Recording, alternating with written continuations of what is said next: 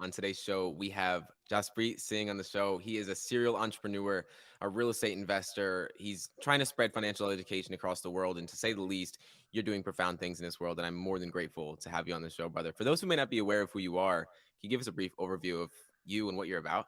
Yeah, first, thank you for having me on, man. It's an honor to be on with you, so I really appreciate that. I think people know me as the minority mindset on the internet. I run a company called Briefs Media, which is a financial newsletter company. We have a free newsletter for investors called Market Briefs, free newsletter for entrepreneurs called Business Briefs. Mhm. And on my Minority Mindset YouTube channel, my goal is to spread financial education and awareness because these are things that I never grew up learning. Yeah. My parents are immigrants from a state in India called Punjab.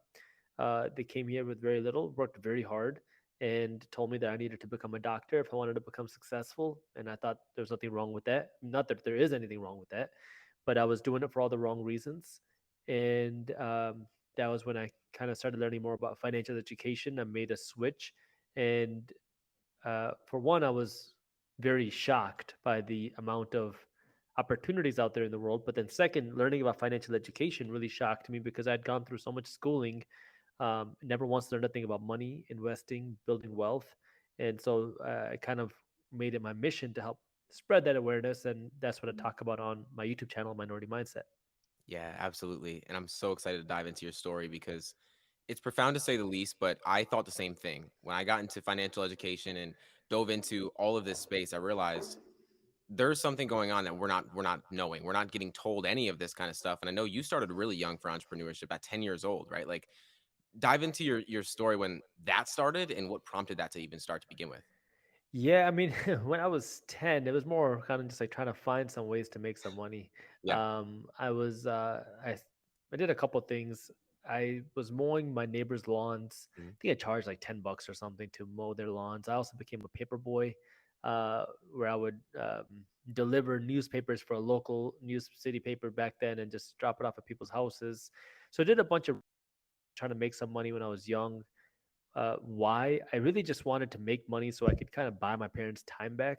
Yeah. My dad worked 6 or 7 days a week, every week. So when he had like a Saturday and a Sunday off, that was considered a long weekend. So I was always like, well, how can I get you to be home more? He's like, well, I have to work to make money. So I was like, okay, well, if I make some money, then maybe you can be home. So it was like, at first it was just a way for me to figure out how I like, what is money, what is freedom, and thinking that if I make some money, that can hopefully relieve some stress from my parents. Not that we were ever like broke or like strapped for cash. We were never. We were always very comfortable. It was just my parents, you know, had to work, and that was just the culture and the way they were raised. And so I started off there. When I was in middle school, I picked up a drum from India. It's called a tol, and I started playing this drum at Nice. weddings. And so I started that when I was, I think, 12 or 13. And I did that again just as a hobby. Made some friends in the wedding business, a bunch of DJs who were also young. We became friends. And so that became kind of a new side hustle for me when I was in college, particularly where my weekends were hanging out with my friends at weddings, but getting paid while doing it. So my friends were the DJs. I'd help them set up, I'd play the drum and have a good time. Towards the end of my high school career, some of my DJ friends said, well, how about we host like teen parties? A lot of people in your high school, we know how to make music. And then there was like a new Indian restaurant that opened up and they were looking for marketing or promotions. And so Mhm. they had talked to my DJ friends about hosting an event there. And they will let us host a party for free. They just wanted the promotion. So I was like, well, okay, let's do it. And so that kind of became the real start of my entrepreneurial journey because I became kind of like a party promoter in high school. Now, let me premise that with this: I don't drink, I am not into partying, I don't smoke. It was just a way that I knew to make some money, and it was kind of like a little hobby for me. So that was my high school time. I go to college thinking that I'm going to be a doctor, thinking that everybody goes to college to study hard and just Get by kind of thing. yeah, win academically. Yeah. I didn't know what to expect. I get there and I see everybody around me partying and drinking with money they don't have. And this was a huge shock to me because I didn't know that people partied in college. And looking back, it's like, wow, I mean, that was kind of obvious, but I had no idea, Yeah. like, not a single clue. So that was like a huge shocker. And I needed something now to do on Friday nights because I didn't really, again, I don't drink, I don't smoke, I don't party. What do I do? How about I start hosting the parties instead? So I was 17 when I got to college, and I started literally just going, talking to the clubs and restaurants and bars on campus, trying to replicate what I did in high school, seeing if anybody will let me host a party there. And I found a club on campus that said that I could host a party there. And this is after a lot of them said, yeah, we need like $5,000 or $20,000 or $40,000 to hold an event. And I was like, I don't have that type of money. Yeah. But then I found this one club that said that we could do it there for free. I just had to give them half of the money that I generate, half of the cover charge. So I said, okay, I'll do that. And now I was in business. And then I cut the same deal with my DJ friends. They said, okay, well, don't pay us. Just give us half of the revenue that you generate. So if I made $100, 50 goes to the club, 25 goes to the DJ, 25 goes to me. And that was how I started my event planning company. And it slowly kind of started at this business, and then I don't want to say quickly, but over the years, it grew to the point where I had a contract with the largest club on campus to host a college night every week. I was hosting my own monthly events. I was doing a lot of different, types of shows and stuff as well. So it became something that was pretty prominent, and it was making good money for me, especially when I was in college.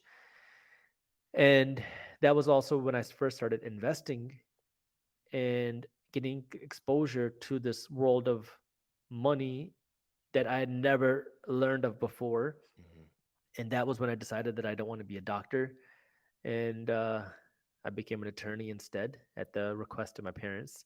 But yeah, so kind of just started with this event planning journey and started getting into real estate, doing a bunch. I mean, I started investing in real estate when I was in college, and that was when I learned the power of cash flow from my assets because I learned, okay, I can go and host a party. Maybe I'll make a couple $1,000s. I got to put in a lot of work to do it, which is fine. But I got to go and do X, Y, and Z, put this all together to make a couple $1,000s.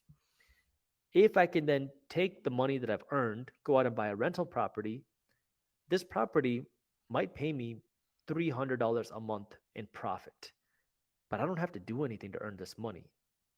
And if I can buy more rental properties, that means I can make more cash flow without doing more work. Like if I have one property, that might be $300 a month. But if I have 10, that's 3,000 a month. If I have 100, that's 30 grand a month. And now my mind is spinning. How do I stack this cash flow? So the name of the game for me went from when I was younger, making money and upgrading my car or buying a nice watch to now making money to buying another rental property. And Hmm. so I was just working to stack rental properties, doing whatever I could. And I got very fortunate that I started at the bottom of the 2008 crash when properties were selling for literally pennies on the dollar. Yeah. So I was buying properties, stacking cash flow. I mean, it made I don't want to make it sound like it was very easy because I made a ton of mistakes.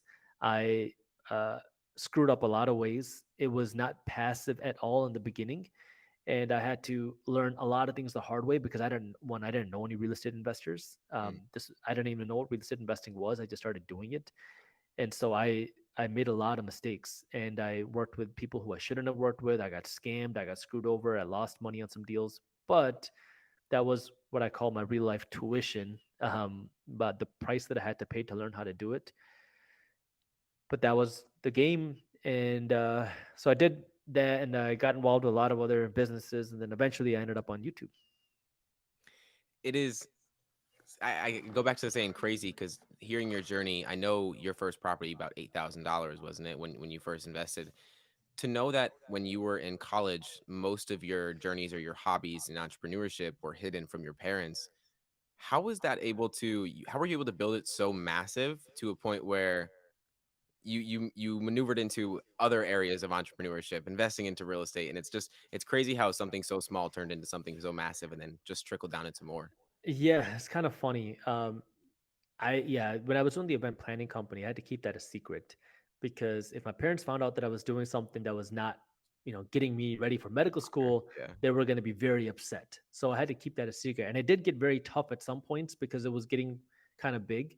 And so I'd be hosting like these big events. And I remember one time I was driving down to Detroit. I was hosting like a show over there. My dad calls me and he was like, "Are you doing some show?" And I was like, "Oh no!" And so I'm trying to play this off. I was like, "No, what are you talking about?" He's like, "Somebody called me and said that you were doing some show, but I don't know what you're talking about." I was like, "It's probably a different Jaspreet. Like, I have no idea." And so yeah, luckily, you know, my dad bought it back then, but it was definitely a challenge because I was kind of living two lives. I was living my academic life, Yeah. and then I was living this entrepreneurial life, which I had to do in secret because I couldn't tell my parents that I was doing this. And now they love what I'm doing. Like it's now they love it, but in the beginning it was I I had to prove myself academically, but then do all this after hours to kind of do it for myself. I did the school for my parents. I did the entrepreneurship for me, Mhm. and then yeah, the first rental property that I wanted to buy, that's when I started talking to my dad about it, and I told my dad that I wanted to buy this property. It was listed for $8,400, which sounds insane, and it is. And to put it in perspective, it was a condo. Prior to me purchasing it, before it was listed, the previous owners bought it for 150,000. It went through foreclosure, and the 2008 crash happened, and it was so devastated in that area, Metro Detroit, Yeah. that the banks were just trying to get rid of it, and they couldn't sell it for 8,400. So I made an offer. Um, they actually came down to $7,000 to sell it to me, but then they told me that there was another buyer on the table who put an offer on. So they told me to submit my highest and best offer.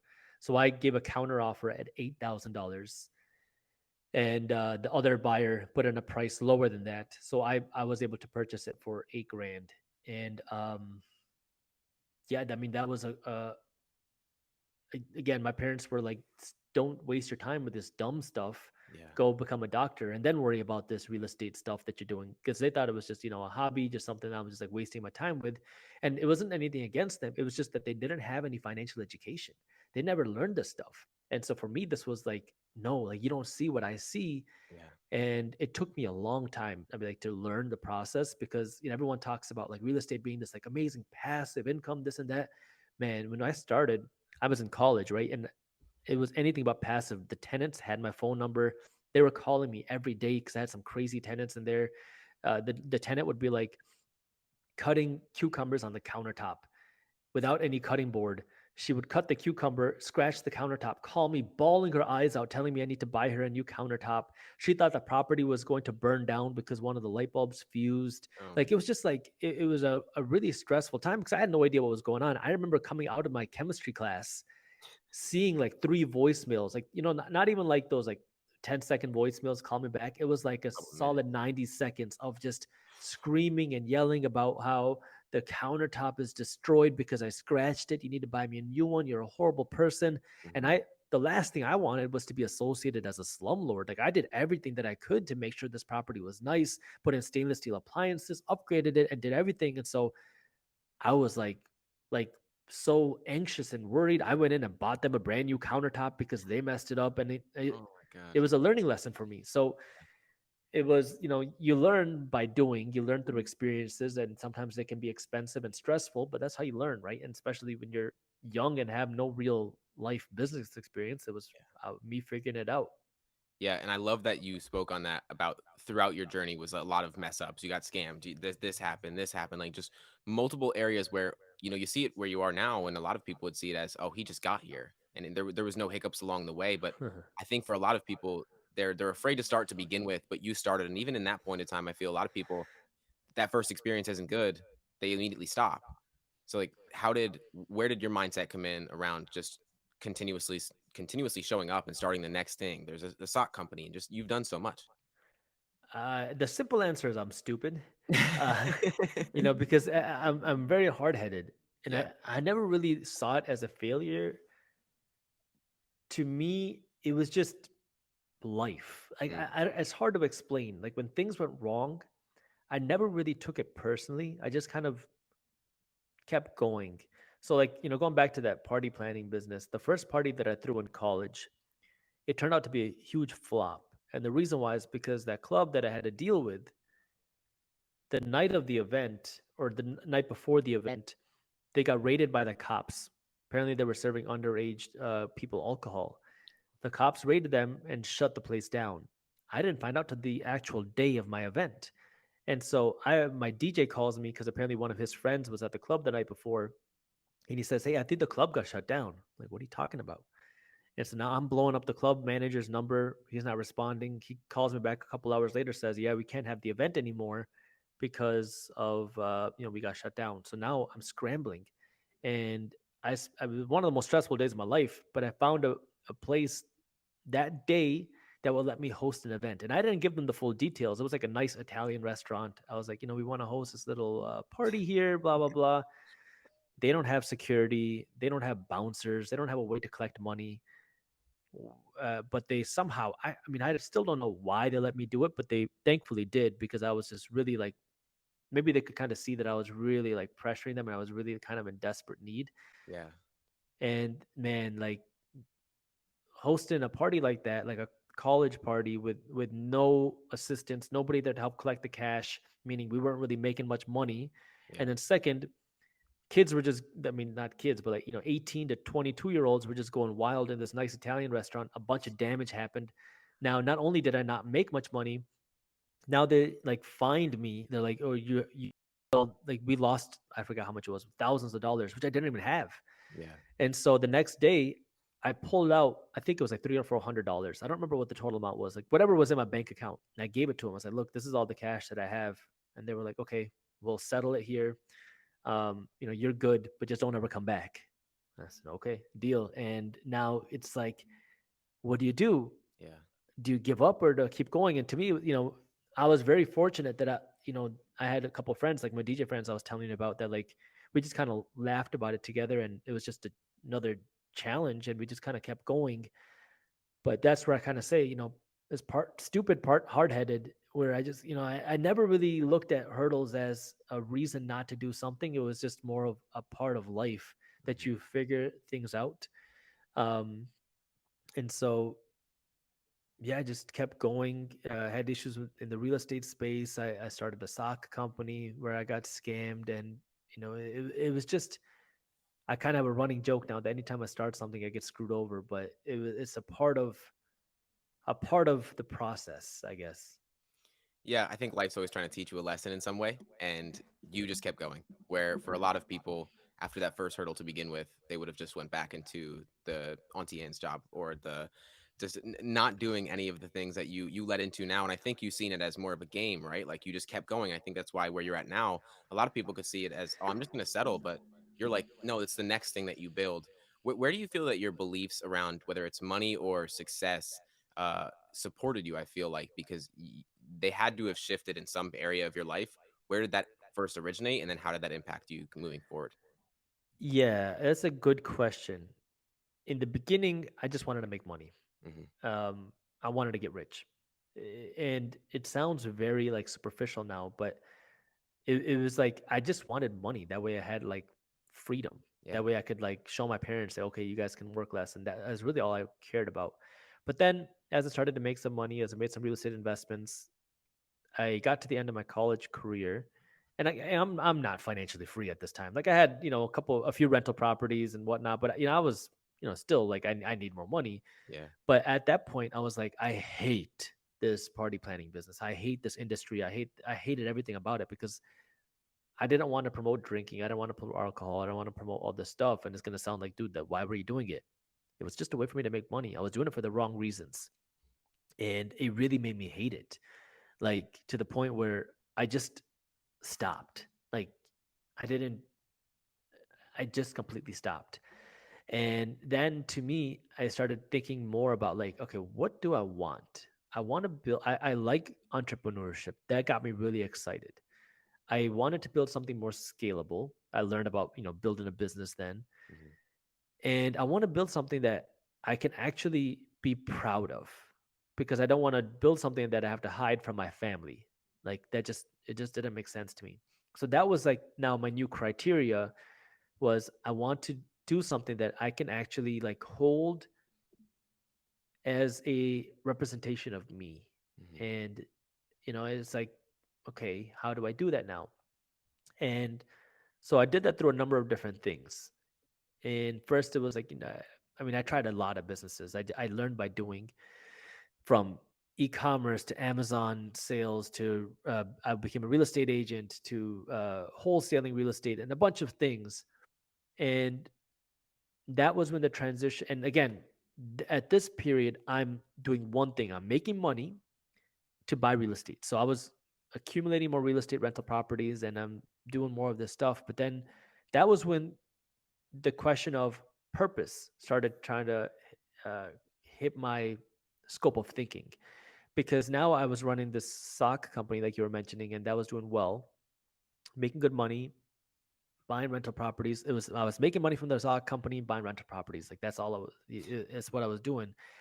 And during that, I also got scammed in the beginning, which it got me talking on YouTube about uh, starting a business without getting screwed over, and Mm. money management and investing, everything that I wish that I would have learned Yeah. under the alias minority mindset. And the sock company, my goal was to license the technology and build it that way, because I wasn't passionate about socks. Like it's cool. I like the idea of building a business, but socks just didn't get me that excited. Building a business got me excited, which the sock business was a business, but the product, not so much. So now Minority Mindset starts to grow. It's not really making much money. I think we had like 100,000 subscribers at the time. But my patent got denied for Mm. the sock company. So I'm making more money from the sock company, but my patent's denied. Minority Mindset, I enjoy, but I'm making less money. So now the question is, what do I do? Yeah. Do I continue building a sock business, or do I follow something that's not making me money, but I really enjoy the passion for?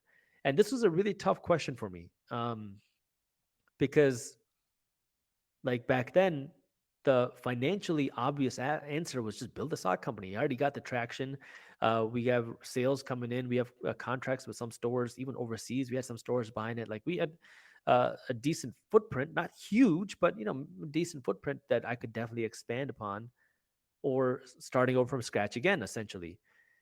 But I was really just thinking, like, okay, when I'm 70 years old and I look back, what is going to make me more happy and more proud?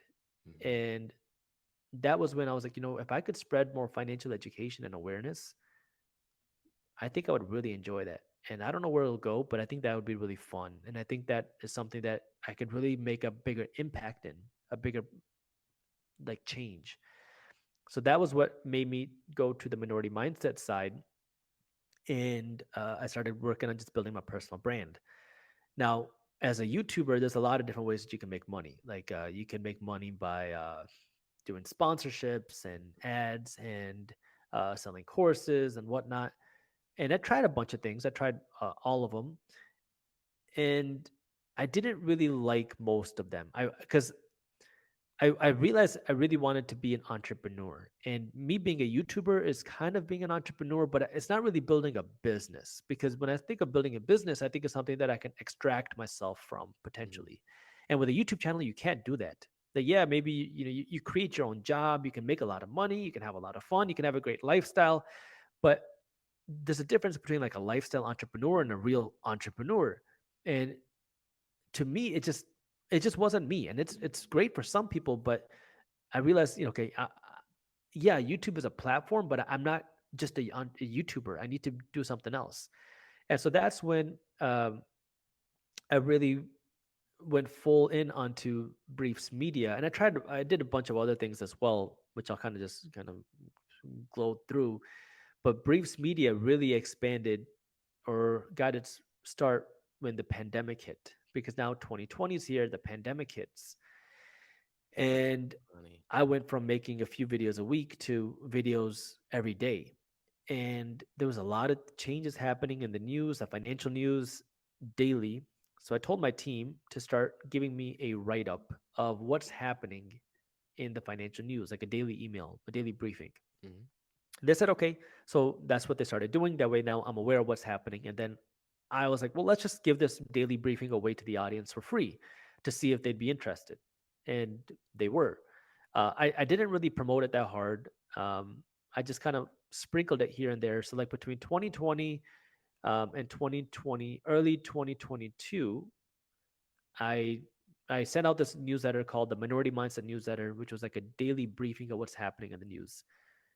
In the early part of 2022 was when I decided, okay, I think I can turn this into a real business. And I really enjoy this. And I really think we can change the way the news is understood and consumed because of a few reasons. One, there's 92,000 news stories published every day. Like nobody can keep up with what's happening in the news. Second, most of the traditional financial news is like super sensationalized. It's Yeah. just the way that the media drives clicks. It's the same on YouTube. Uh, I'll admit it, but that's one of the reasons why I really wanted to do this because I hate the sensationalism. And yeah, I Mhm. have to use it because if I don't have an interesting or clicky title, it's going to end up in the YouTube cemetery. It's unfortunately the facts of the internet.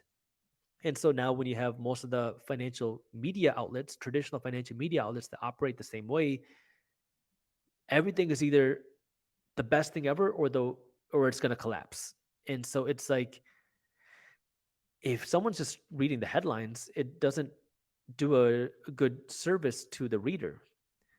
And if somebody, the third thing is if you are, getting new into the financial space like I was, reading what's happening in the news can be very overwhelming. If they Mhm. say the 10-year treasury yield jumped up by 50 basis points, what does that mean? To a new person who's trying to get involved in finance, it's super Nothing. abstract. What does that mean? And so I was like, okay, how can we then solve this problem? Well, we can keep our newsletters brief. Second, if it's a newsletter, we can avoid all the sensationalism because we don't have any titles. It's just one email. So we avoid all the sensationalism. And third, when it comes to the content, our content team, we created something called the 16-year-old rule. If a 16-year-old can't understand our writing, it's too complicated.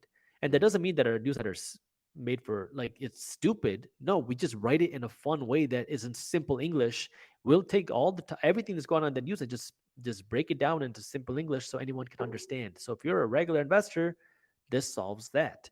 And and so in early part of 2022, we created Market Briefs, which was the Minority Mindset newsletter, spun it off into Market Briefs. And then by the end of 2022, because then that was when I really started promoting it, it became Briefs Media, which meant we now have Market Briefs, which is for investors. We created Business Briefs, a daily newsletter for entrepreneurs, founders, business owners. That way you can keep up to date on the latest business trends. And then we also launched a newsletter in Spanish, Market Briefs en Español, for our Spanish speakers as well.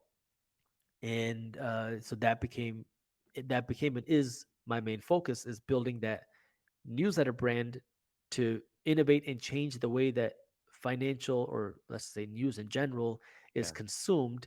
We're focusing primarily in the financial space right now because that's what I understand, and I was able to grow that through the Mhm. Minority Mindset YouTube channel.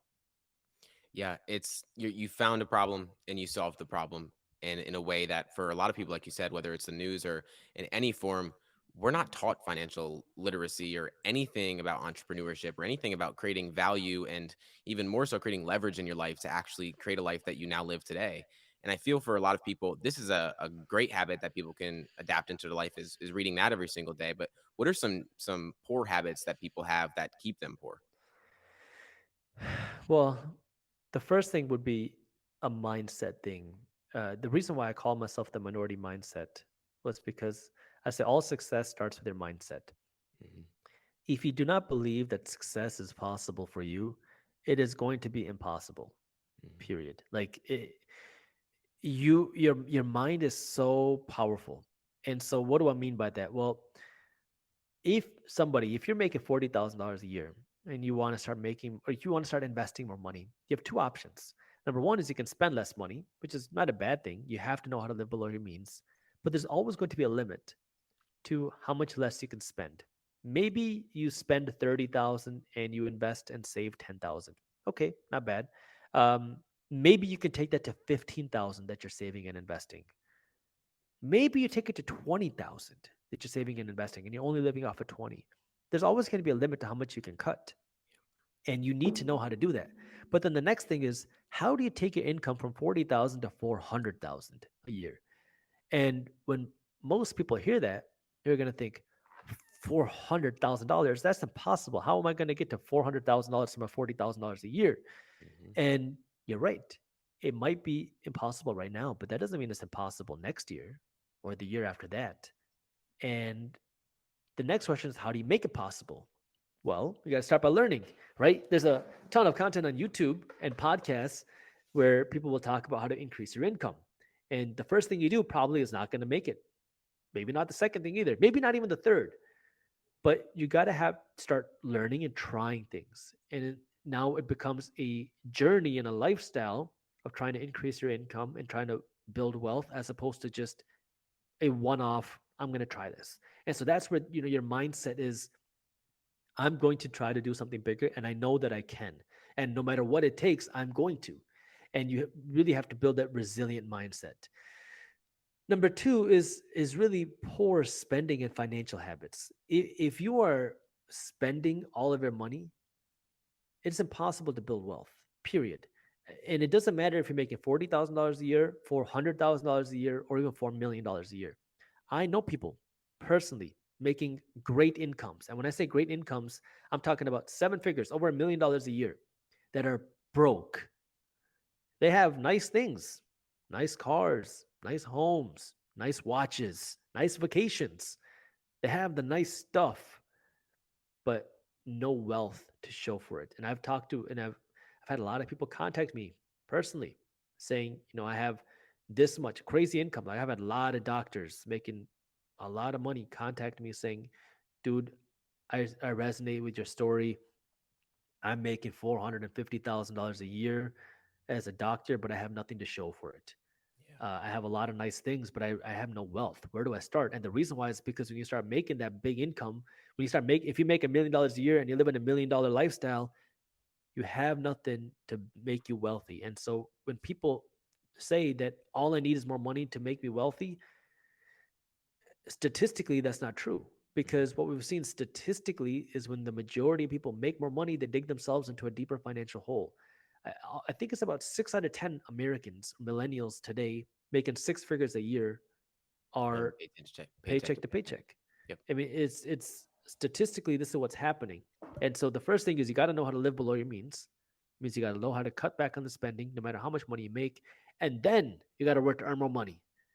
That's where earning more money has the most power. And the Mhm. question is, how do you do it? And that could be through your job. Maybe you get a certificate. Maybe you get a second job. Maybe you go out and create a side hustle. Maybe you go out and build a business. It doesn't really matter. There's a lot of different ways to do it. But the key is now, why are you working to earn more money? Because the majority of Americans earn more money to drive a faster car. I want you to earn more money so you can have more assets, things Yeah. that will pay you for owning them. And I would say those are the two biggest things. If you can conquer those two things, then you will have a clear runway of building wealth. Yeah. I think for a lot of people too, they believe that if they save enough, they'll get to a point where they build up that nest egg of money that's going to create the financial freedom that they're looking for. But I think and you talk so much about it, is that's not the way.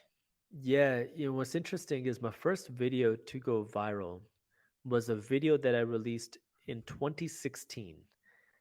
And the premise of the video was inflation. This is back 2016. Yeah. Uh, Inflation is 2 to 3% a year.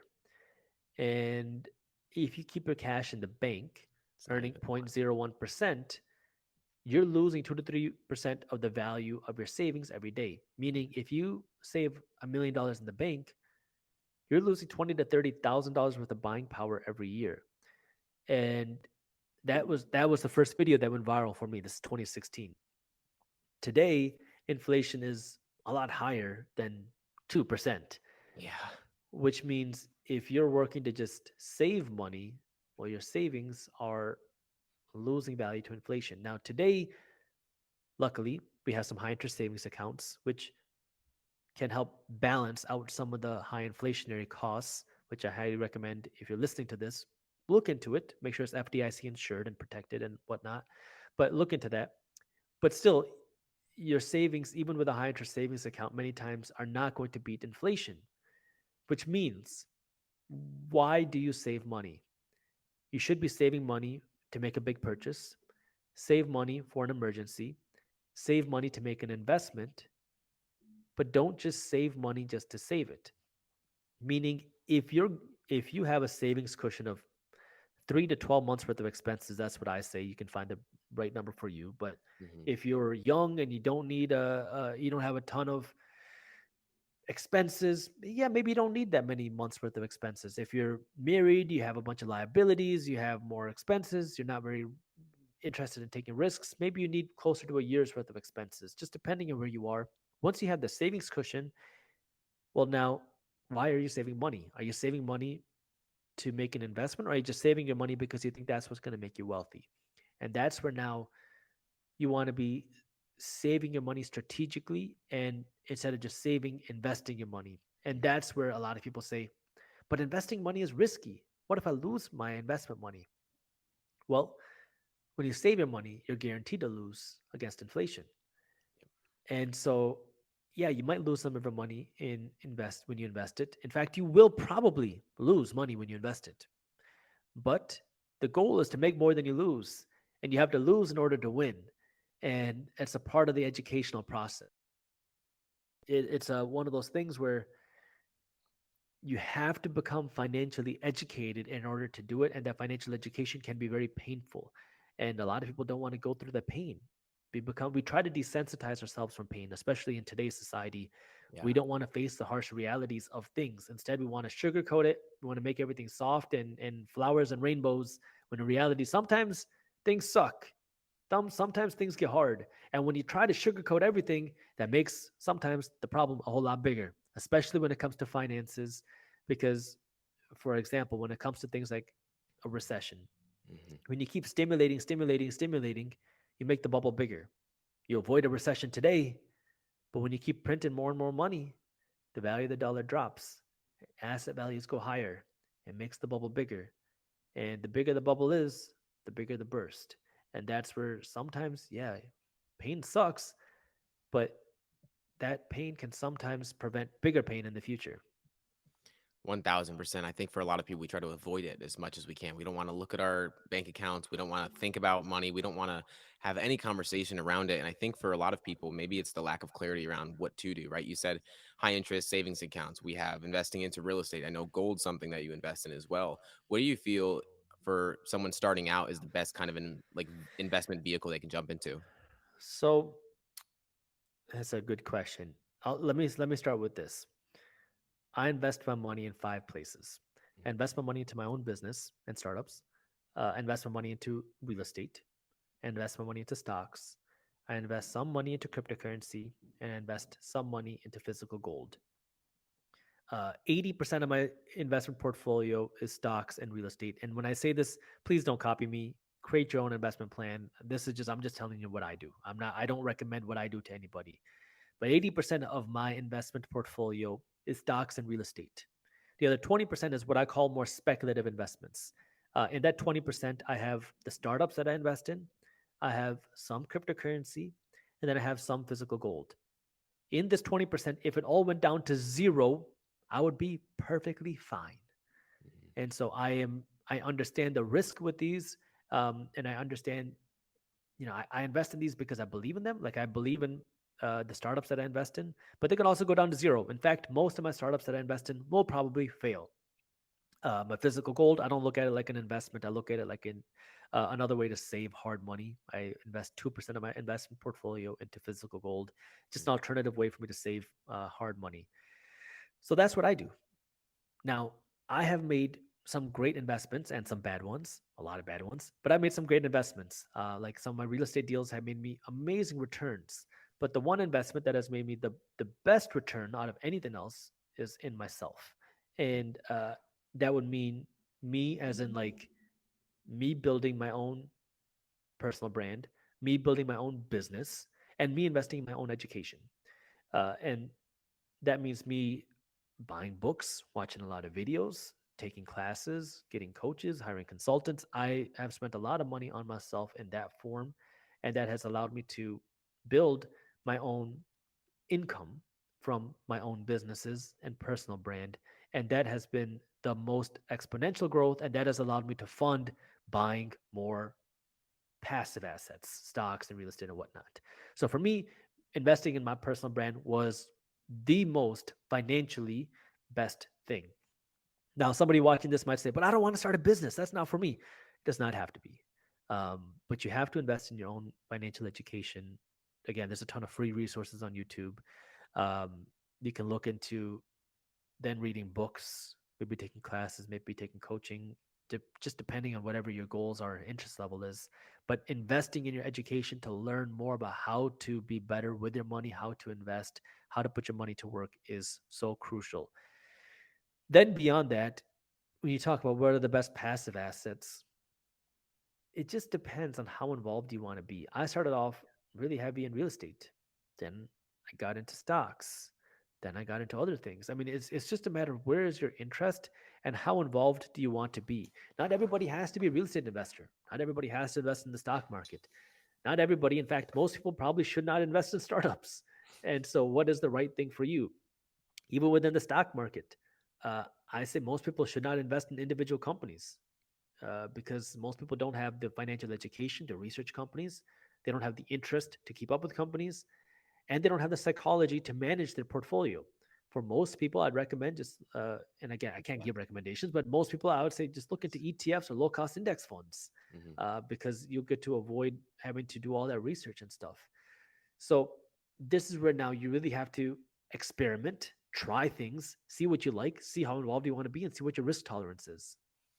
Yeah, yeah, I'm a ETF guy all the way, and I'm glad that you brought that perspective in. I think one thing that I think a lot of people maybe neglect a bit is our beliefs around money, whether we believe we're capable of making it or we believe we're worthy of having it.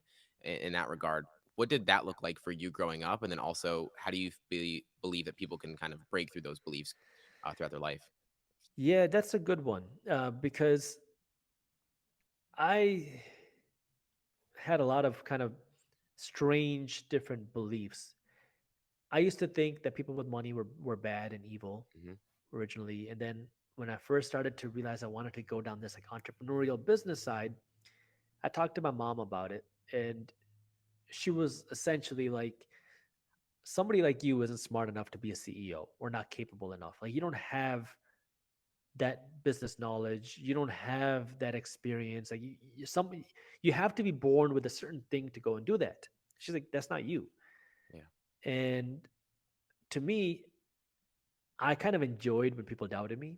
That was my fuel. Like when somebody told me I can't do something, I loved it. Like I secretly was really hoping people would say, Jaspreet, you're going to suck at this. I'll give you another example. I went to a trampoline park recently. I don't know which one it was, but I went to a trampoline park with some of my friends. And some of my friends were betting me that I can't do a front flip on a trampoline. I was like, all right, bet. By the end of it, I got the trampoline. The park was closing, and in the last one, I landed the front flip. So it's that's what I don't know. I think it goes back to the hard head of me. Like I like when people tell me I can't do something, within means, but that's what kind of gets me going. So for me, I really wanted to become successful. And I knew that I was willing to make sacrifices to do that. I studied hard in school because I thought that was what the sacrifice that I needed to do to Right. go and become successful. Like I was like, I want to become successful. And I thought the way that I become financially successful is by getting A's. I didn't always get A's, but I worked my butt off to get A's. Then as I learned that this wasn't the only thing that I needed, I started learning by myself. I started going out of my way to do that. Hmm. So you have to have that like that want.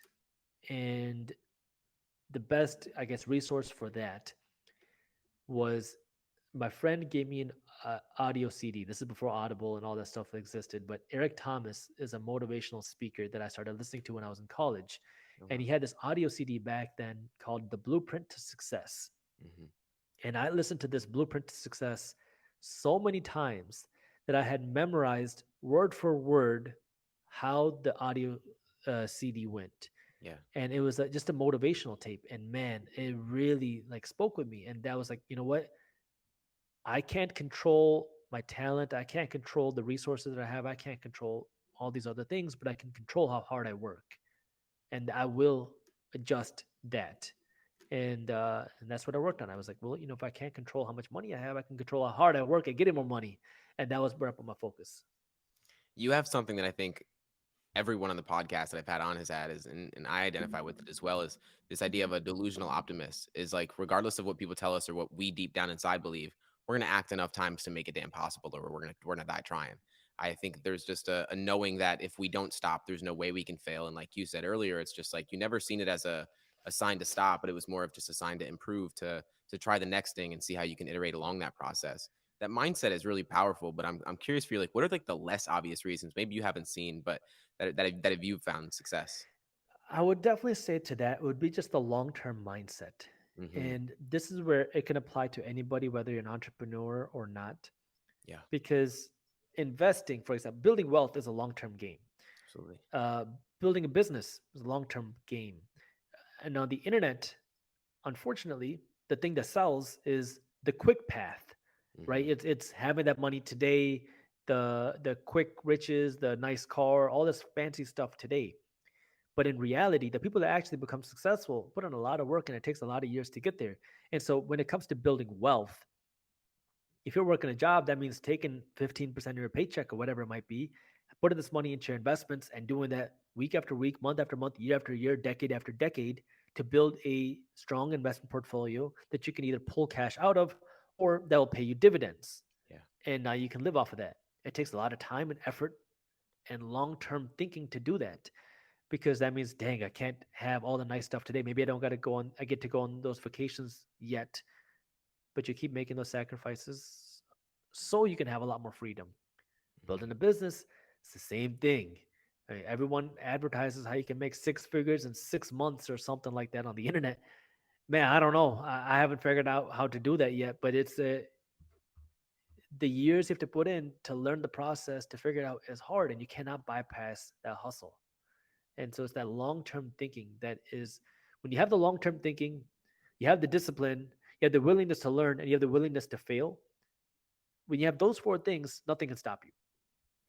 absolutely not. And I have the exact same thing as I'm looking, it's like infinite games almost. Like, there's never like a, and you are definitely in this realm because you've accomplished so much with just real estate. You got to stop it at real estate, let alone go into market briefs and everything else, that you just continue to move down towards this path. And I'm curious for you, like, throughout this period of time, because you've been in it for a long time, like, what's something that you've changed your minds about? Well, I think it goes back to what I was saying before. It's the chasing money versus chasing purpose. Mm, That's definitely been a huge change because now there's a lot of things I could do to make money today, but yeah, I don't because I'm trying to build value and build something with purpose and really just focusing on what is something that I will enjoy and be proud of. And that's what I really work towards now. And it's a completely different way of kind of operating. And then along with that, as you become more, for me, like became more educated, is how do I structure a business? How do I build the business? And everything becomes much more strategic and much more long term as opposed to playing how do I make more money 3 months from now. Right now it's and then it went from how do I make more money uh 6 months from now to 3 years from now to now how what can we do in a decade? Like what are we doing now that's going to build us up for the next decade? And that's that long term thinking where it's you start to think bigger and bigger and bigger. it's like you're building versus creating almost. Like you're a Yes. very long term time horizon on things helps you build something that's worth, you could step out of it, essentially, is what you said like earlier, was that's the idea of a business, right? I feel 100%. like the system keeps us in this rabbit hole of becoming a worker, living till the point where we get to retire, and then we get to live off what we built up throughout that period of time. Where do you feel that people can step out of, this system that we're so stuck in? I mean, it is designed in a way that the more you spend, the more it benefits the economy. The economy runs on you spending. If you don't spend all of your money, that's not good for the economy.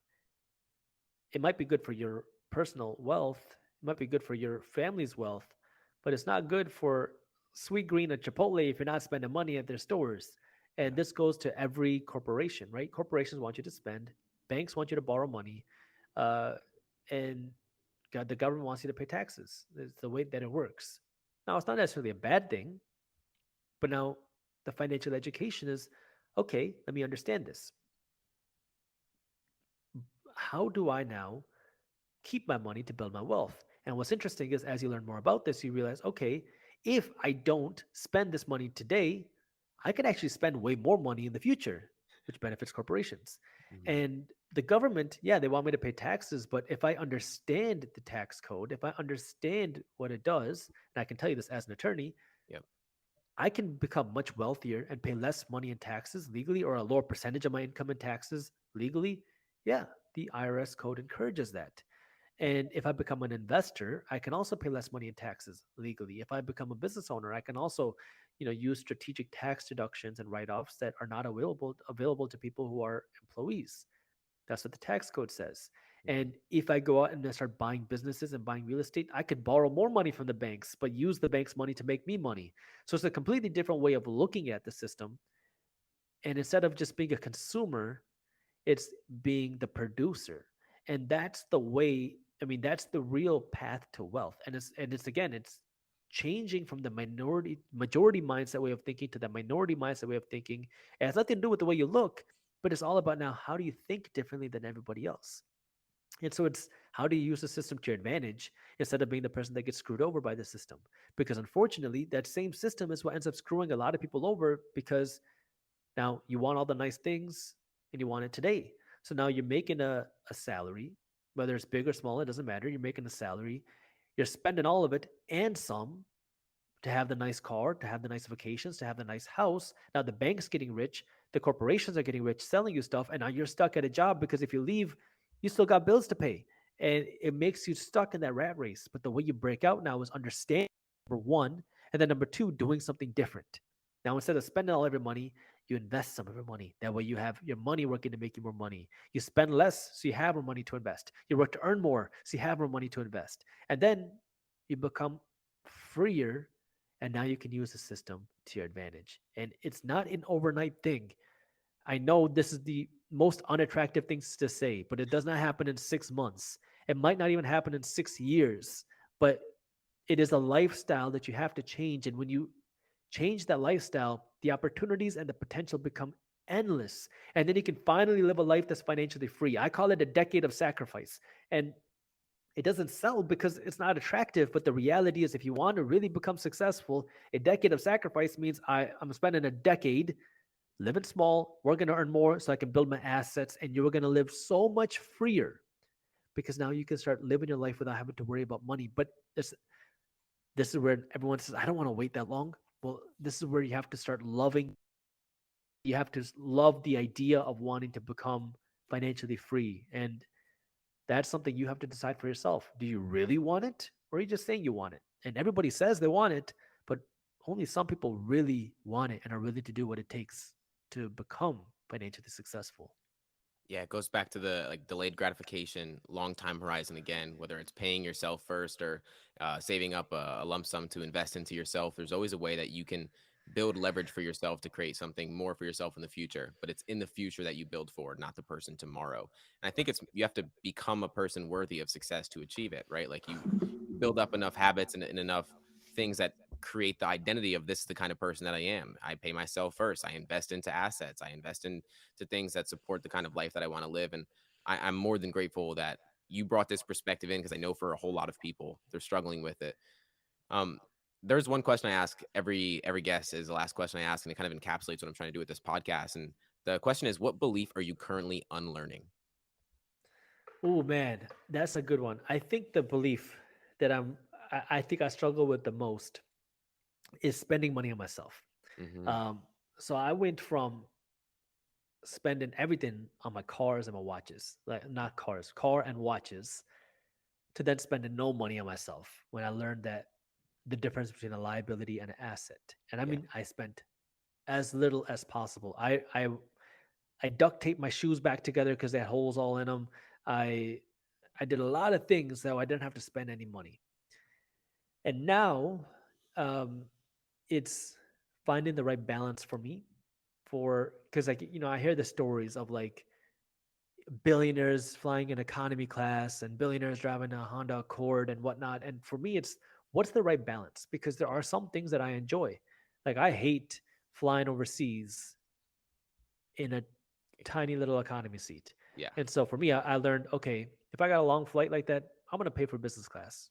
Yeah, and it's gonna cost me a lot more, but I like that comfort. And everything else is where else is the right balance for me? And what is me worth spending money on right now? Because I'm working to build my business. I'm working to do a lot of things, but where can I start enjoying and appreciating the money and the luxuries for myself? Yeah, I once heard a quote that I don't remember who it was from. I need to figure out this because I say it so much, but like to smell the roses more when you were going through the journey. Because I know for you, even the car in your driveway, and people would notice it and tell you about that's junk. But it's like I think not taking on people's beliefs is also sometimes good because you're still investing into your assets and your business, and that's what matters most to you. So it's figuring out what aligns most with you where you're at. But again, as you said, it's finding that balance, and I'm grateful that you brought that perspective in, man. Thank you so much for coming on the show. Thank you, man. You did an excellent job, and man, you had some good questions, good research. Absolutely, man. That's what I do. That's what I do. Do my due diligence. Would never hop on without doing it, man. So I'm again, I'm more than grateful to have you on the show, man. Thank you again. It was an honor to be on.